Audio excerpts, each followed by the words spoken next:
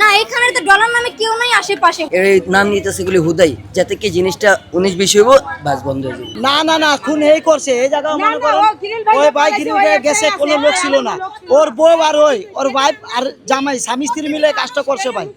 নিজে বাচ্চা না লাগে আরেকটা জন দোষ মানে চাপাই দিতেছে ভাই। কোনো তৃতীয় ব্যক্তি ছিল না, ওরা দুইজন স্বামী স্ত্রী এই কামটা করছে। এখন ওরা টাইমটা বাড়ানোর জন্য ষড়যন্ত্র করতেছে।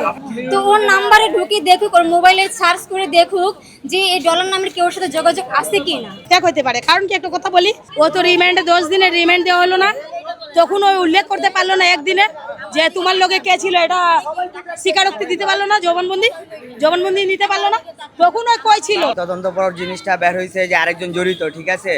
তো যাই হোক, জড়িত যদি থাকে, সে যদি আসামি স্বীকার করে থাকে যে জড়িত, তার দুজনকে সেভাবেই শাস্তি দেওয়া হোক। ওই আরেকটা লোকের চাপাই দিতে চাইতেছে, এই কারণে ওই যেমনি বাচ্চা যোগ ভাই, ঠিক আছে, খুনি হয়।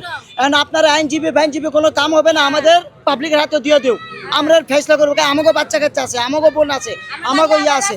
এমন না যে আমরা ভুলে গেছি, আমরা যদি এটা ভুলে যাই, কালকে আমারও সন্তান আছে, যে ছোট ছোট বাচ্চারা আছে, বাচ্চা আরও মানুষ আছে, বাচ্চা ভয় পায় যে আম্মু আমি স্কুলে যাব না, যদি আমার গলা কেটে দেয় আমি যাব না, বাইরে যাব না, আমাকে মানে বাচ্চারা ভয় আছে, গার্জেনরা ভয়ে আছে।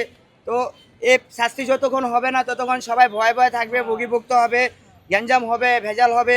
তো এগুলো সৃষ্টি না হওয়ার আগে আপনারা একটা নিয়ম নির্ধারিত করেন যে আপনারা শাস্তি দেন, শাস্তি দিলে ভালো হয়, নাইলে দেখবেন আরো অপরাধী আছে তারা সুযোগ পাবে।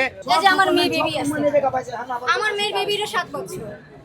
যখন থেকে এই ঘটনা ঘটছে, আমার বাবুর চেহারা যখন দেখি না, তখন আমার রামেশের চেহারাটাই চোখে ভাসে। আমি জানেন কোনো জায়গায় শান্তিভাবে যায়ও না, মানে থাকতে পারি না। এটাই আমার কল্পনা হয় যে আমার মেয়ের সাথে এরকম হবে না। মানে আমি এটা শিওর দিতে পারি না যে আরেকজন আছে জড়িত, মিল্লা হে ধর্ষণ করে না, ঠিক আছে ওই ধর্ষণ করছে, এটা আগে বললো না কি লিগা, রিমান্ডে তো তখনই স্বীকার করা উচিত। আজকে বলে আমার বউ নির্দোষ, ওর বউ নির্দোষ হয় কেমনে? ওই মহিলাটা ঘরের ভিতরে ছিল না, এটা তো কুত্তার বাচ্চা না যে ঘরের দৌড় দিয়ে গেল, ঘরের ভিতরে ঢুকে গেল আর ঢুকে গেট লাগাই নিল, বউ কোনো চিৎকার শুনলো না।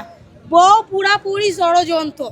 কারণ কি একটা কথা বলি, ও মা না, একটা জামাই যদি একটা মাইয়া যদি আনে তো চিৎকার দিয়া দুনিয়াটা ফাটাইলে, তাহলে ওই বাচ্চাটা তো এরকম সেম কাজ করছে না বাচ্চার জন্য। ওই মহিলার যে কামড়ে দাগ দিছে বা মহিলা ওর হাত ধরলো, সবই তো স্বীকার করলো। আবার এটা কেমনে হয় যে নির্দোষ? ও মরার আগে নিজে মানে মহিলাকে বাঁচায় যেতে চাই, মহিলাটা যে ওর সহযোগিতা করছে দেখা। আইন ধারা যে শাস্তি আছে দিতে হবে, আর যদি তারা না পারে, আইনগতভাবে না পারে, ঠিক আছে, তাহলে এটা শাস্তি আছে, এটা কোনো মাপ নেই, কোনো ক্ষমা নাই, এটা শুধু অপরাধ না, এটা একটা অন্যায়, এটা একটা মহাপাপ। রামেশা তো চলেই গেছে, জানি ওর ফিরে আসবে না, কিন্তু রামেশার সাথে সাথে আরো যেমন 10টা বাচ্চা না আছে, আরো যেমন রাইনা, রাইসা, আরো অনেক মেয়েরা আছে, ওরা যেমন না আছে। আবার নির্দোষ হয় কেন? আমি আইনের কাছে এটাই ফোর্স করতেছি, শাস্তি না, ডাইরেক্ট ফাঁসি, ডাইরেক্ট ফাঁসি, ফাঁসি দেওয়া হোক, পাবলিকের হাতে দিয়ে দেব ভাই, ওর পেটে বাচ্চা সর ফাঁসি দেওয়া হোক, ডাইরেক্ট ফাঁসি। ওই তো মহিলা নামে কলঙ্ক।